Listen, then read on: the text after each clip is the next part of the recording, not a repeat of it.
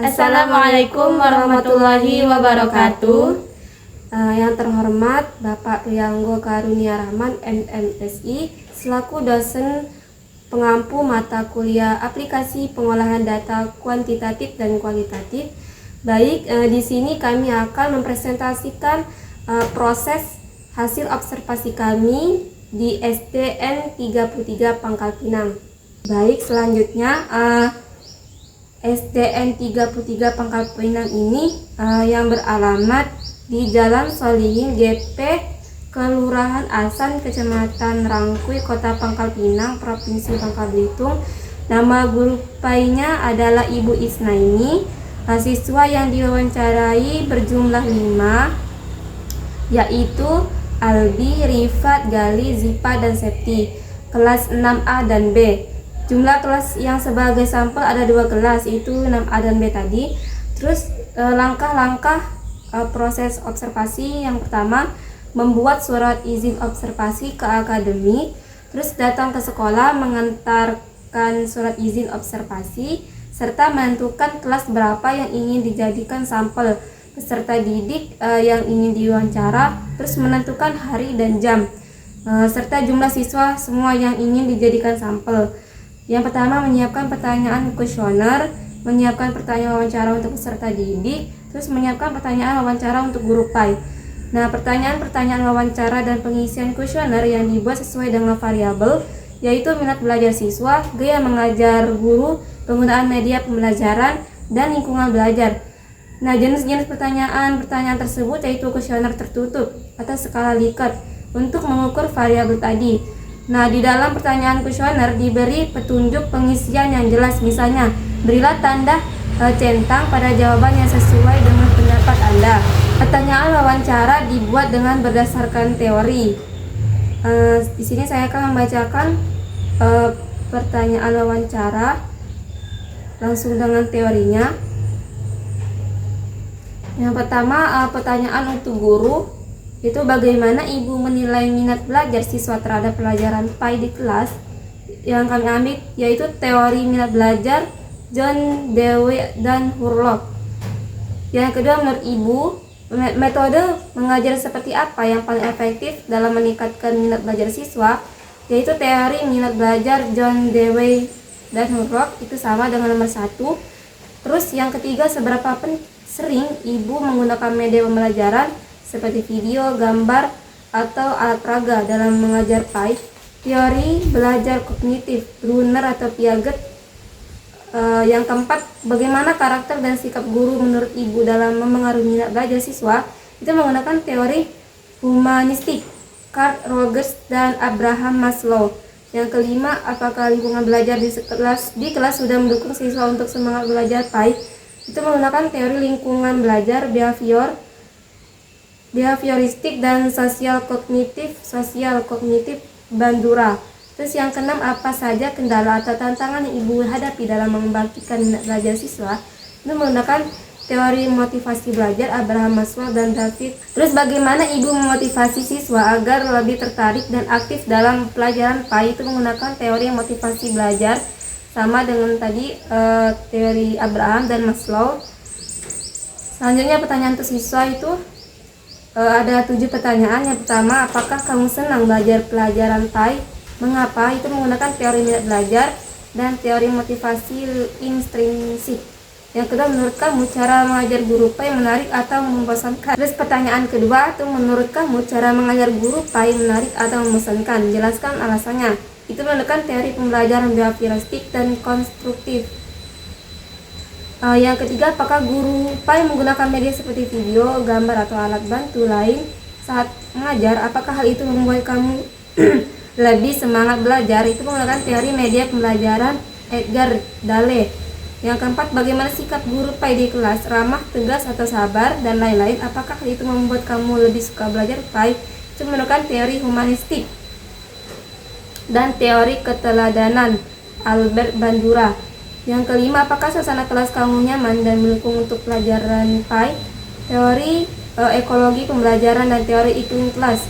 Yang keenam, menurut kamu apa yang bisa membuat pelajaran PAI lebih menarik dan menyenangkan? Itu menggunakan teori pembelajaran bermakna dan teori pembelajaran aktif. Yang terakhir, apa yang biasanya membuat kamu malas atau kurang berminat belajar PAI? Itu merupakan teori motivasi belajar dan teori kejenuhan belajar. Langkah selanjutnya, setelah diterima, kami print out pertanyaan kuesioner dan wawancara. Print out kuesionernya sebanyak 30 rangkap. Setiap rangkapnya terdiri dari 2 lembar pertanyaan yang sesuai dengan variabel ditentukan. Selanjutnya, hari kedua melaksanakan kegiatan observasi pada pagi hari. Yang pertama itu, kami datang ke kantor untuk meminta izin kepada kepala sekolah dan meminta pandu kepada guru PAI untuk langsung melaksanakan kegiatan pengisian kuesioner dan wawancara kepada peserta didik. Yang kedua, guru PAI membantu menyiapkan kelas dan peserta didik di kelas 6A dan B masing-masing setengah, jadi 15 orang. Yang ketiga, setelah siap semuanya, sebelum memulai pengisian kuesioner, kami perkenalan terlebih dahulu dan berdoa. Yang keempat, menjelaskan secara singkat tata cara pengisian kuesioner. Yang kelima, setelah itu, menyebarkan pertanyaan kuesioner berupa printout yang dibagikan ke satu-satu peserta didik. Yang keenam, setelah selesai menyebarkan pertanyaan kuesioner sambil mengambil dokumentasi. Yang ketujuh, memantau tata cara pengisian dan menjawab jika ada yang kurang dimengerti oleh peserta didik. Setelah selesai semua pengisian kuesioner, yang kedelapannya, pengumpulan pertanyaan kuesioner dan mengecek kelengkapan pertanyaan kuesioner yang dibagikan tadi. Yang kesembilan, peserta didik yang tidak dipilih untuk diwawancarai disuruh untuk istirahat terlebih dahulu. Ke-10, peserta didik yang dipilih untuk diwawancarai tetap tinggal di kelas. Yang ke-11, peserta didik yang dipilih tadi, yang 5 siswa yang telah disebutkan oleh Saudari Mahila tadi. Dan yang ke-12, menyiapkan pertanyaan wawancara yang telah di-print out. Yang ke-13, setelah itu langsung melaksanakan wawancara kepada 5 peserta didik tadi. Yang pertanyaannya, pertama, apakah kamu senang belajar PAI? Mengapa? Menurut Albi, ia merasa senang saat mengikuti pelajaran PAI. Menurutnya, cara mengajar guru PAI menarik. Saat mengajar PAI, guru tidak menggunakan media. Sikap guru PAI saat mengajar terkadang tegas, ramah, sabar, dan lain-lainnya. Saat proses pembelajaran PAI, ia tidak menyukai suasana kelasnya karena berisik. Menurutnya, saat pelajaran PAI menarik itu saat menonton video pembelajaran dan ia tidak merasa malas atau kurang berminat dalam pelajaran PAI. Selanjutnya, menurut Rifat, ia merasa senang saat belajar pelajaran PAI karena melekat tentang keagamaan. Ia merasa bosan saat mengikuti pelajaran PAI karena metode guru mengajar itu melalui ceramah. Ia juga senang saat mengikuti pelajaran PAI karena guru PAI menceritakan tentang sejarah Islam. Ia merasa bosan karena metode guru PAI tersebut hanya metode ceramah, tidak melalui video, gambar atau melalui alat bantu yang lain. Menurutnya, sifat guru tergantung dengan sifat peserta didik. Suasana kelas menurutnya tidak nyaman karena kotor dan berisik. Menurutnya, belajar pelajaran PAI menarik pada saat membuat game pembelajaran seperti teka-teki atau berupa pertanyaan. Dan ia merasa kurang senang karena guru PAI menyuruh tugas berupa mencatat materi. Sedangkan menurut Gali menyatakan ia merasa senang karena pelajaran PAI itu mudah diingat dan dipelajari. Menurutnya, cara mengajar guru PAI kadang menarik karena bisa mendalami agama Islam. Kadang juga membosankan karena metode mengajar guru PAI tersebut menggunakan metode ceramah.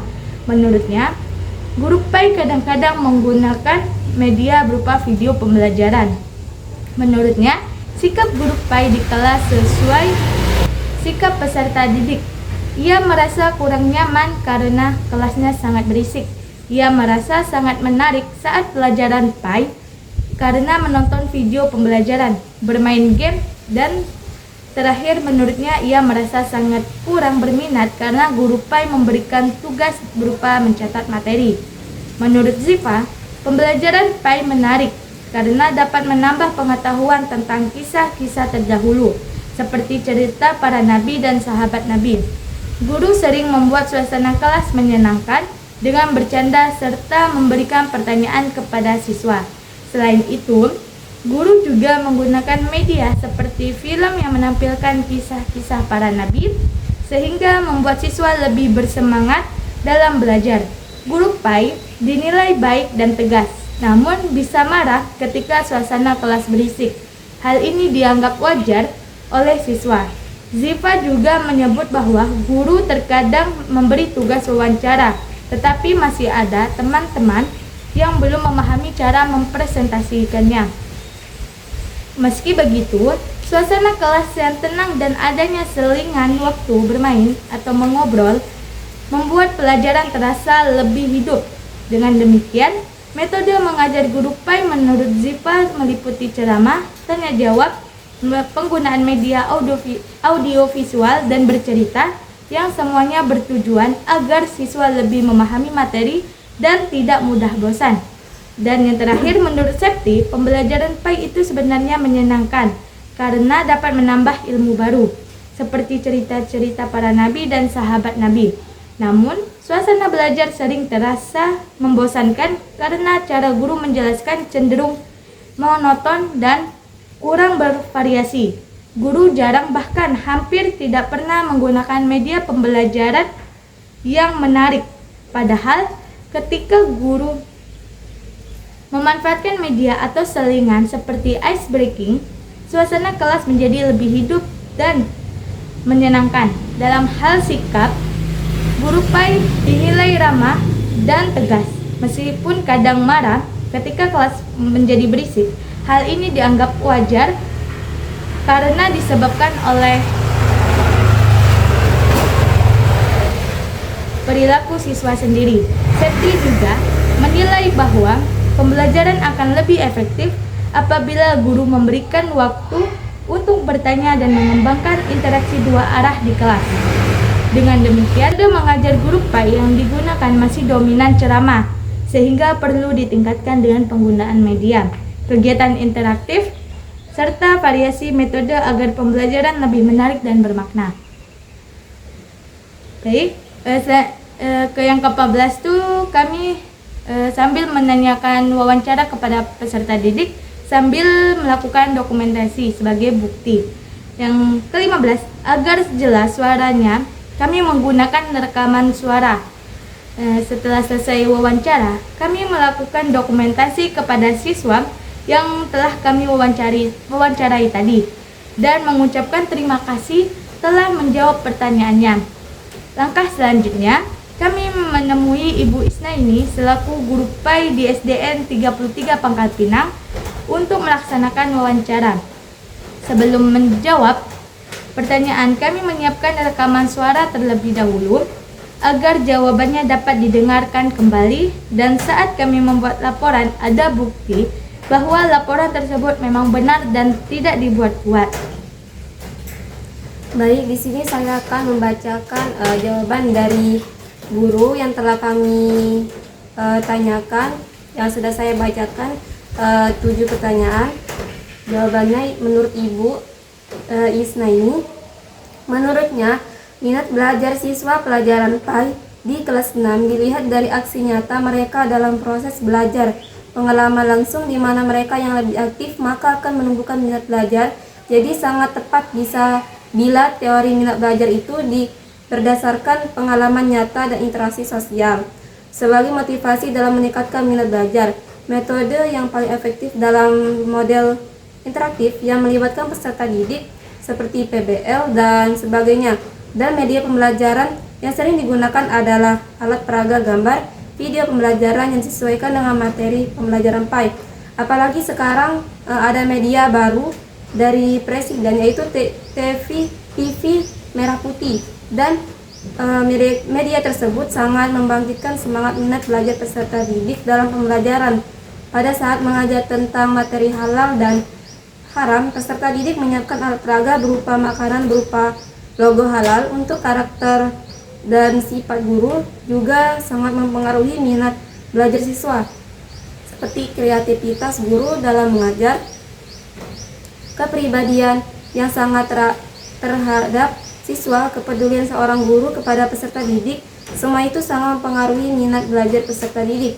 Dan peserta didik yang menganggap teman itu lebih mudah mereka memahami pelajaran karena guru yang bersifat otoriter.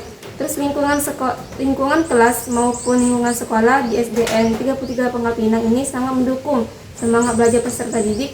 Terlebih juga peserta didik ada yang sebagian anak ABK, anak disabilitas, anak yang IQ-nya rata-rata, itu mereka sangat lamban belajar dan mereka perlu motivasi untuk belajar. Sedangkan kendala guru Pak yang sedang dialami dalam membangkitkan minat belajar peserta didik ini adalah kurangnya rasa percaya diri peserta didik dalam proses pembelajaran. Selain itu, pengetahuan kognitif bawaan IQ mereka rendah karena ada anak yang ABK itu yang tidak bisa memaksakan. Terus terakhir, untuk memotivasi mereka, guru PAI melibatkan melalui pembelajaran interaktif dan pemahaman edukatif agar pelajaran PAI lebih menarik minat belajar. Terus setelah dijawab pertanyaan tersebut, selesai wawancara kepada guru PAI, kami juga melaksanakan sesi dokumentasi saat melaksanakan wawancara dan saat wawancara selesai. Terus langkah terakhir, selesai semuanya, kami pamit untuk pulang dan mengucapkan terima kasih kepada kepala sekolah dan guru PAI yang telah menerima kami dengan baik di sekolah tersebut. Selanjutnya yaitu langkah-langkah mengisi data di SPSS.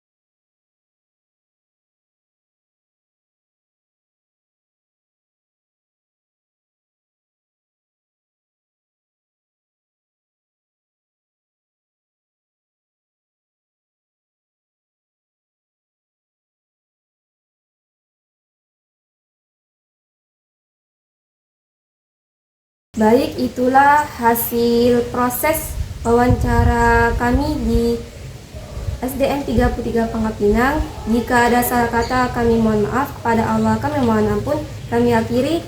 Wassalamualaikum warahmatullahi wabarakatuh.